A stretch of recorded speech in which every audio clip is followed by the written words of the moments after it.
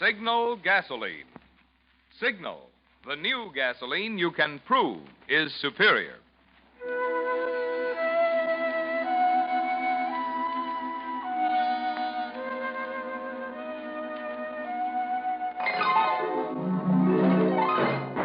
The Signal Oil Company and your neighborhood signal dealer bring you another curious story by The Whistler. Tonight, Death Laughs Last.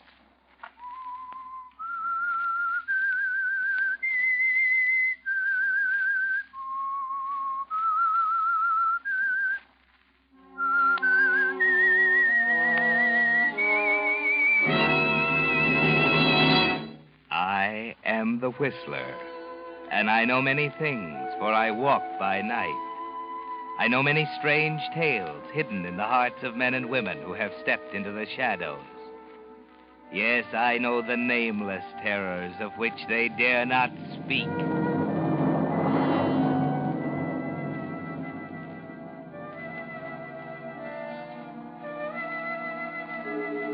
Clint Garvey had never been the same after the death of Eddie Lamar.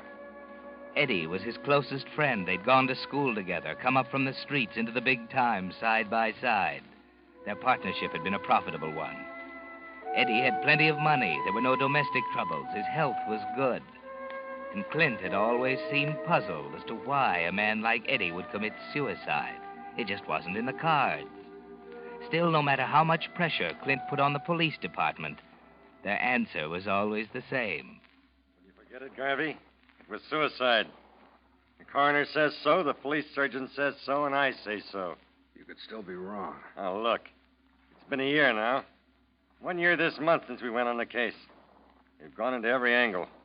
We know Lamar's past like a book. The records fill 2 file drawers down at the bureau. And everything we've got says it's suicide. Why won't you forget it? Because I knew Eddie Lamar better than all of you, and I know he wasn't the kind of a guy who'd bump himself off. That's why. What do you know about the inside of his mind? We got a million cases just like it. Guy comes home happy, kisses his wife, not a care in the world, bingo, puts himself away. Not Eddie. You're off the beam, Sergeant. I'm sorry, Clint. We're closing the case for keeps this time. There's nothing more we can do. Ever made a mistake, Sergeant? Not very many. Check the record. This department is a pretty high batting average, Clint. There hasn't been a single unsolved murder in the books for the past 18 months. Oh, come on, Sergeant. You're not trying to tell me that Just for check the record. It's all there in black and white. Well, I better get going. Be at the desk in 20 minutes. I'm sorry, Garvey. You're a smart boy in your own line. But you better let us make the decision when it comes to murder. It's our business. So long. So long.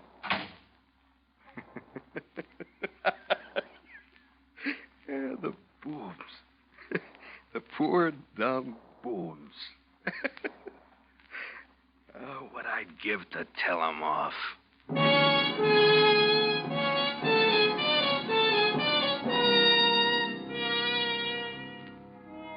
Yes, Clint.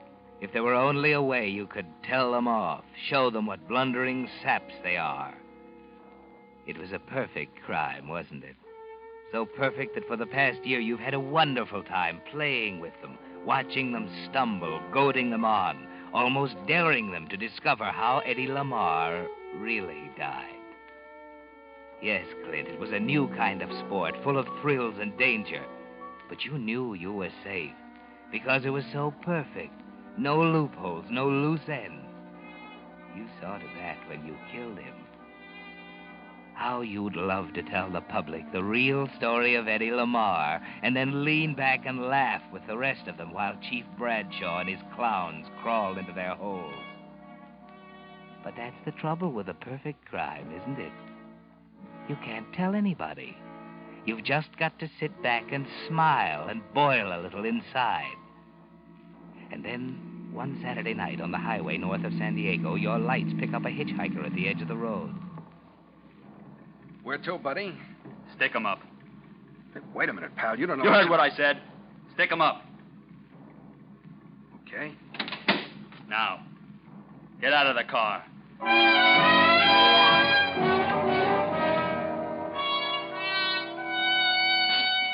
He took everything, your watch, your ring, all your money, except that $100 bill you always carry in your right shoe. Left you on foot 10 miles from Chalmers Cove, the nearest town. Nothing to do but wait for morning in a haystack near the highway. You were boiling mad, weren't you, Clint? Didn't feel much like talking when that breezy truck driver picked you up the next morning. Right, Bud. I'm always glad to give a guy a lift. Against company rules, of course, but, well, you know, it gets darn lonesome pushing one of these six-wheelers all day. Always manage to find a ride of nights, too. That's when you need a guy to talk to. Yeah, it keeps you from dropping off like that guy did last night. Huh? What guy? I just heard about it back at the station. Guy must have fell asleep at the wheel. Drove off a graded curve. Yeah, killed him dead. Car burned to cinders. Some guy from Frisco. Mention his name? Yeah, Garvey. Made a note in my mind without thinking. Garvey. That's gravy spelled backwards. See? Wait a minute. Hold it. I think I'll go on to San Diego. Change my mind. You can let me off here at Chalmers Cove.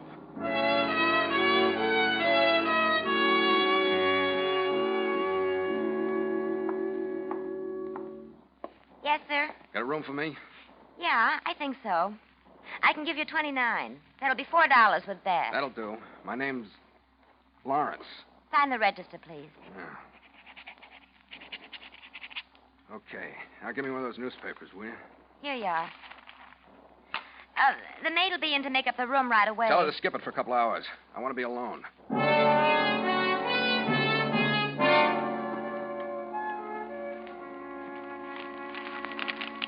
The body was burned beyond recognition, but police confirmed identification of Garvey through articles of jewelry discovered in the wreckage.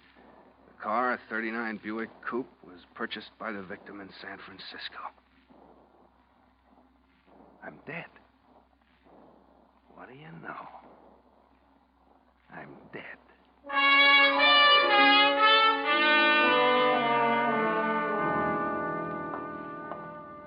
Say, clerk, Yes, sir. how does the mail run around here? I mean, tomorrow being a holiday. It'll be picked up Tuesday morning at 9. When was the last pickup on Saturday? Let me see.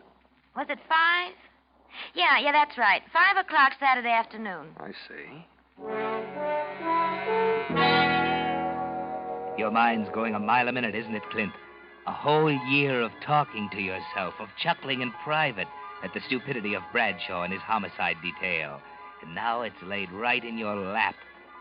You think it through carefully alone in your room. They can't execute a dead man. And as far as their records go, you were killed Saturday night. A confession letter would knock the props out from under Bradshaw, wouldn't it?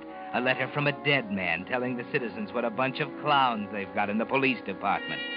A letter mailed to Jerry Slade of the San Francisco Times-Star, Bradshaw's #1 enemy. Beg your pardon, clerk. Oh, yes, sir. Where'd you say the mailbox is? There's one down the road at the next corner. Right by the Signal Oil Station. Thanks. You can leave it here at the desk if No, you like. I want to put this one in the box myself. It's kind of important.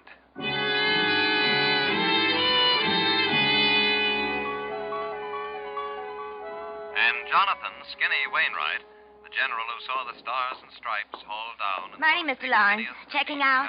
Checking out? It's Tuesday. You Oh, said... yeah, and I changed my mind. Think I'll hang around a while longer. Changed your mind, huh?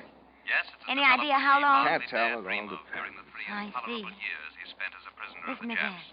It's the Great greatest day news, of all huh? in the life of Yeah. Skinny Wainwright. Well, Now, here's a late that's item it. from San Diego. Better turn it off. Police reveal No. a new development in the Wait a case minute. of the automobile which crashed on the highway north of San Diego late Saturday night, when they announced examination of the death of the charred victim proved him to be not Clinton Garvey, but one Joseph Castro, an itinerant wanted in Salinas for robbery. It is believed that the car, registered to Garvey, had been stolen. Police are puzzled by the fact that Garvey has not yet appeared to report the theft and are checking on his whereabouts.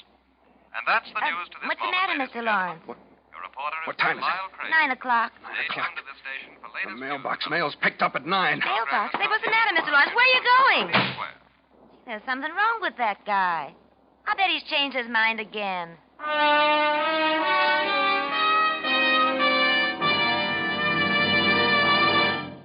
Could you describe how an olive tastes to a friend who's never eaten one? It'd be a pretty tough job, wouldn't it? Because an olive is so different from any other food.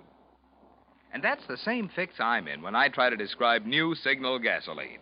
This great new super fuel is so superior, you really have to try it to believe a gasoline can make such a difference in driving.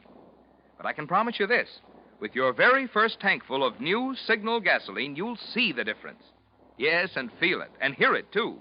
Here's what I mean. With new Signal gasoline in your car, when you touch the starter, you feel your motor spring instantly to life. When you step on the accelerator, you see your car step ahead with pickup that makes you proud. And even when your motor's working hard uphill, you hear it purr contentedly. Proof of Signal's higher anti-knock.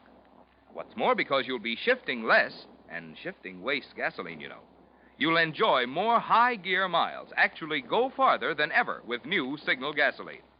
No wonder there's been such a swing to Signal. No wonder so many folks are saying, I didn't realize how much pleasure driving could be till I tried new Signal gasoline. And now, back to the Whistler.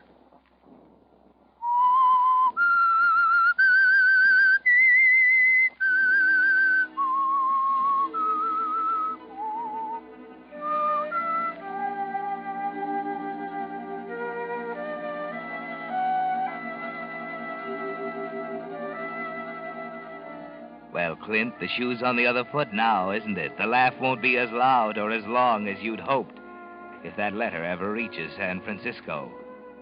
Yes, if it gets there, you're a dead duck, and you know it as you race pell-mell down the side street in Chalmers Cove toward the mailbox you dropped it in last night. 9:05, the pickup's scheduled for 9 o'clock. Maybe the truck will be late, you keep telling yourself. Yes, it's pulled up at the box as you turn the corner. Hey, wait a minute. Huh? What's wrong? Listen, this letter I mailed last night. Yeah? I don't want to mail it. I changed my mind. I got to get it back. Well, where'd you mail it? This box right here, last night. Well, can't get it back against department regulations. Once she's in the box, she's our baby till we make delivery. Better take it up with the postmaster. Well, listen, nobody will know about it. All you got to do is... Sorry, bud. I tell you, I got to get it. I can't. Okay. Sorry, pal. I'm under the bushes, will you? Where do you keep your keys? Oh, here. Okay, check the box first.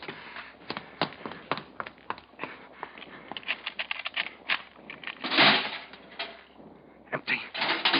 Oh, he's already got it in the truck.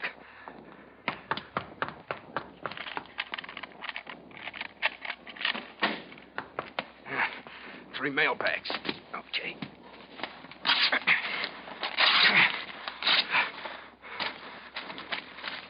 Canceled. It's all incoming. Oh, maybe the others.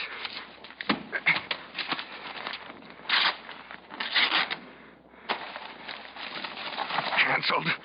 Incoming. Better be in this one.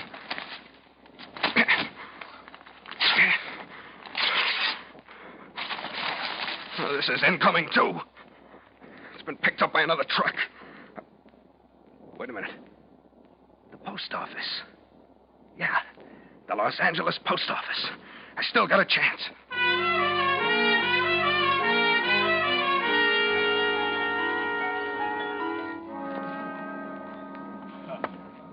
Just a minute now. Now, what was that again, ma'am? You say you left a request at home? Pardon He's me. writing me each week for 6 weeks, wanting always 1 can mixed nuts. Yeah, but you gotta have the letter with you on all overseas packages. Pardon me, Chief. There's something I want to ask. Yeah, wait your turn, will you, pal? What was that, lady? Well, it'll only take a second. I just want I to... said wait your turn. Now, lady. 1 package mixed nuts I'm sending in weekly to Okinawa Island. Yeah, I know. But you can't send a package that size without a written request. It's home, I'm telling you. Today my husband Look, is Chief, you saying got to that- tell me... Say, what's eating you? Take your time, will you? Now, look, lady. Who'd you give the nuts to here at the counter last time? Over there, him. Oh. Hey, Kelly. Hey. Oh, he's on the phone. Wait a minute. He'll be through. Yeah? What do you know? Well, just a minute. What's the matter, Ed? This woman here wants to send a package overseas.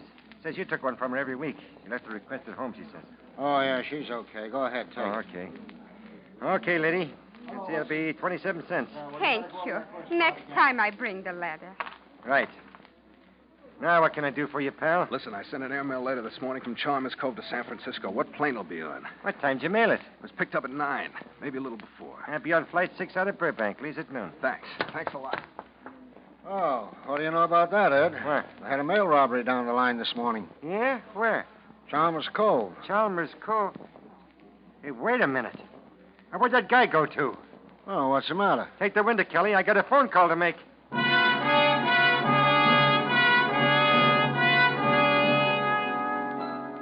11 o'clock, Clint. 1 hour to make that plane, and you haven't a chance without a reservation. Unless, yes, you walk into a phone booth in a drugstore.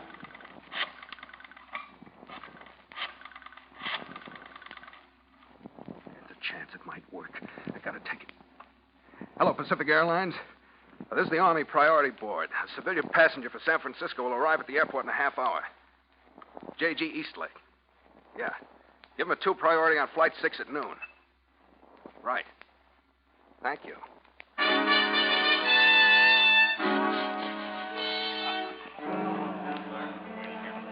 Passengers Noble, Gray, and Hackett on Flight 10 to Las Vegas. Please report to reservation desk.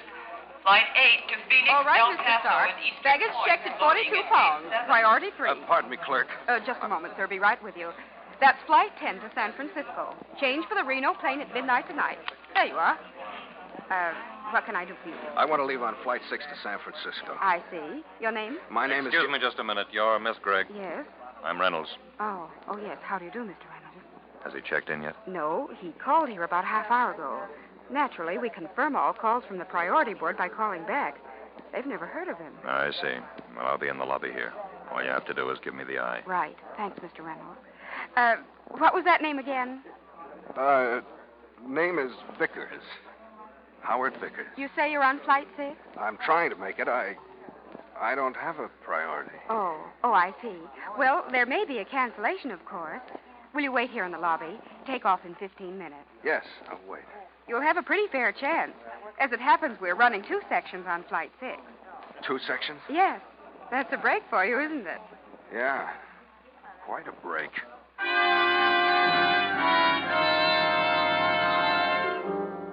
2 sections, Clint, both of them carrying mail. You can see the trucks out there on the strip now, loading it on both planes. Even if you make it now, you've only got a 50-50 chance. The first plane takes off at noon. Finally, at 9 minutes past 12. Mr. Howard Vickers, please report to reservation desk. We have your reservation on Flight 6, second section. Mr. Vickers, please. If you knew how to pray, Clint, you'd be praying now. Praying that the letter that means life or death to you is in one of the sacks you saw them load into the tail compartment of the plane you're riding on. Yes, and that you can follow it from the airport in San Francisco, tail the postman who takes it to the office of the Times-Star. But if it's on the first plane, Clint, if it's delivered before you arrive, you're just as dead as if you'd stayed in Chalmers Cove and waited for them to come and get you.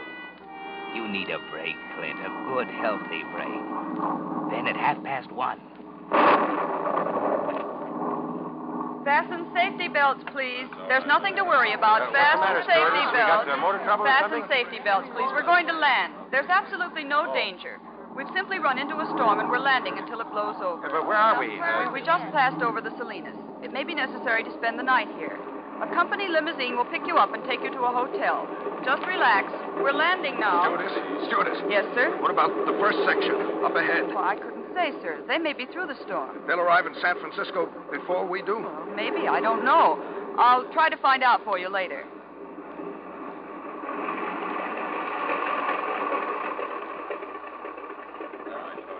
This is an emergency field. There's a shelter down to your right. This way, please.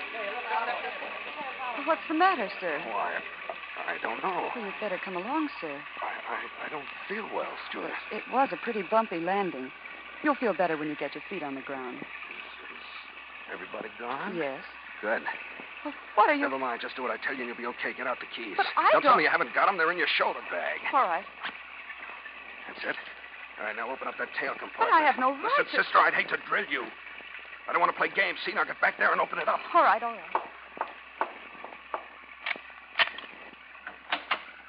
There you are. Packages.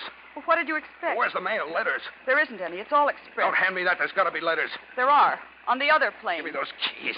Now get in that compartment. Hurry up.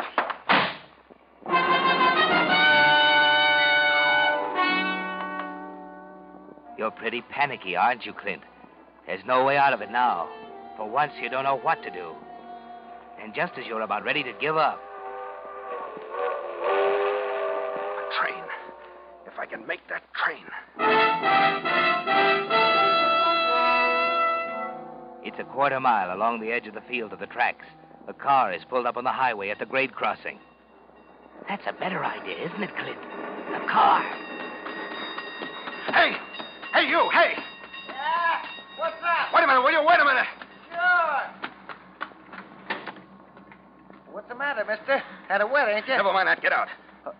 What you talking I said about? get out or I'll blow your head off. Hurry up. Oh, yeah, sure. I didn't see All right, that. beat it. Yeah, mister, sure, I'm going. I'm pulling.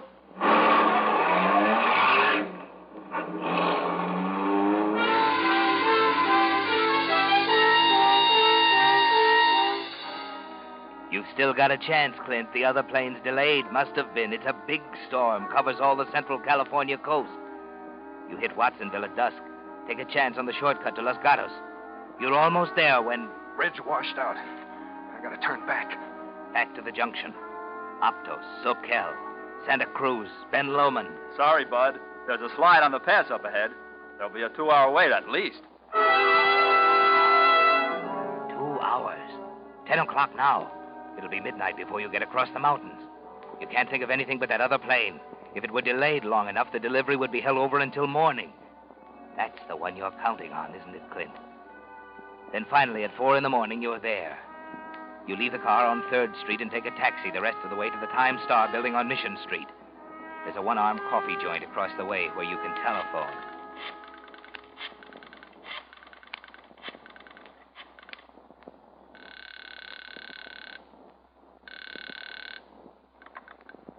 Pacific Airlines. Listen, I want some information. Yes, sir. About Flight 6.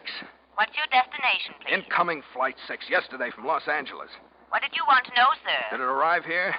Well, Flight 6 from Los Angeles yesterday was in 2 Yes, sections. I know it was in 2 sections. One was grounded north of Salinas. I want to know about the other one, the first one.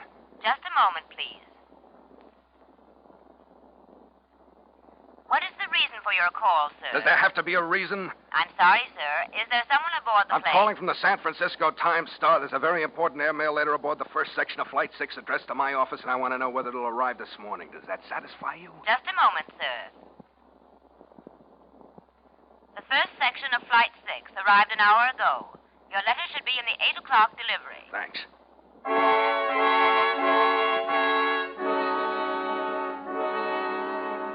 3 hours to go. 3 miles of pacing up and down Montgomery Street, over to Kearney, up Market to 7th, and back again. 5 cups of coffee. You're going on your nerve, Clint. Your hands are shaking so you can hardly light a cigarette. Then at 5 minutes of 8, a mail truck drives up to the rear entrance of the Time Star building. And you're ready for it, waiting on the platform. Hello there. Is that our mail? This is for the Time Star, if that's what you mean. Great. Everything here? Yeah, it's all in that sack. Well, I'll take it up. Save you trip. Well, thanks a lot. Hey, better take her by the cord here. Okay. It's heavier than it looks. Yeah. I'll see you later. So long. Oh, where can I... Phone booth. Yeah. Well, What? what would you be taking that mailbag into a phone booth for, Mr. Garvey? Away from me. I'll Give let you me have it. Okay. Thanks. 38 caliber, professional model. You know how to use it, too. I'm Reynolds, FBI. Saw you yesterday at the Los Angeles airport, right? What's the gimmick? Charges? Well, let me see. There are 2 assault charges, 2 mail robbery counts, a car theft, and defrauding an innkeeper. You didn't pay your bill at the Chalmers Cove Hotel, you know. Of course, I'm mainly interested in this mail business, just like you are. You gonna tell me why? You seem to know a lot of answers. Suppose you tell me. You knew one answer you weren't supposed to know, Garvey. You were the only citizen in San Francisco outside the Pacific Airlines organization who knew the second flight of Flight 6 was grounded at Salinas yesterday. You know, it doesn't take much fooling with mailbags to get a lot of publicity. We checked you from that affair you pulled yesterday at Chalmers Cove right through to the call you made to the airline a little while ago. I was down there when it came in. Now, suppose you just walk along far enough in front of me to keep things friendly, We'll take care of the mail.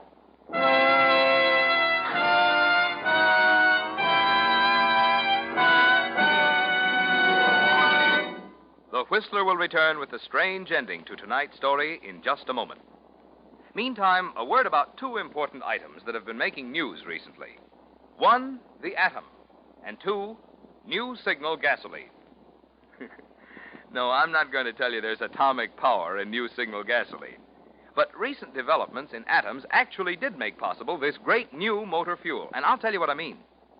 You see, science has long known that gasoline is composed of molecules, and each molecule is an arrangement of atoms. The way those atoms are arranged determines just how much power you get from the gasoline. In old-style gasolines, the molecules were left just as nature made them. But recently, certain chemists found out how to take gasoline molecules apart, then rearrange the atoms in an entirely new way. The result is new signal.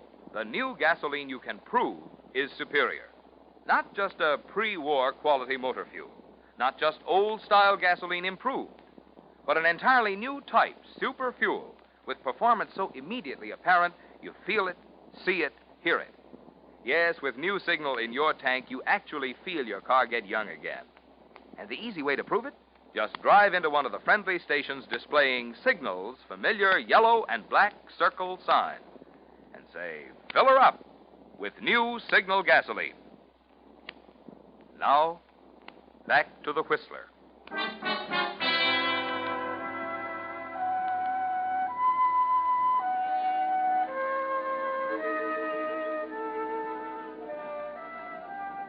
Well, Clint, you have a lot of time to think it over in your cell at the city jail during the next week.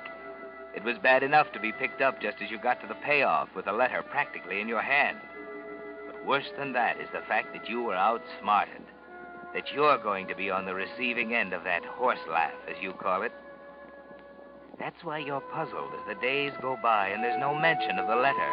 Nothing of Eddie Lamar and the murder that used to be perfect. Then, 10 days afterwards, Reynolds walks into your cell block.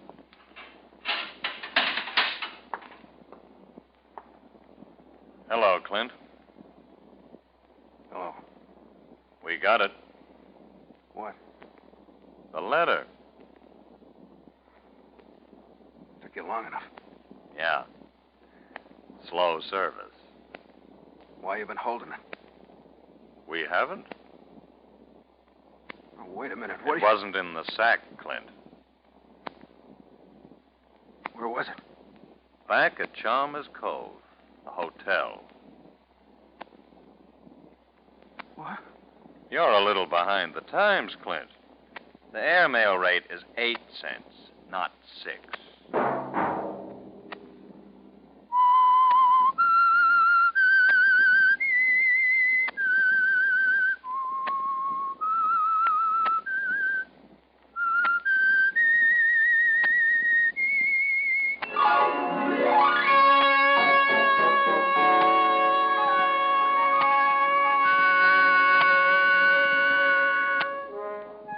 Next Monday at 9 o'clock, the Whistler will bring you another strange tale, the curious story of the house on Sycamore Road. The Whistler is broadcast for your entertainment by the marketers of Signal gasoline and motor oil and fine quality automotive accessories, and by your neighborhood Signal dealer. This program, directed by George W. Allen, with tonight's story by Harold Swanton, music by Wilbur Hatch, is transmitted to our troops overseas by the Armed Forces Radio Service. This is Marvin Miller speaking, and suggesting that you try New Signal.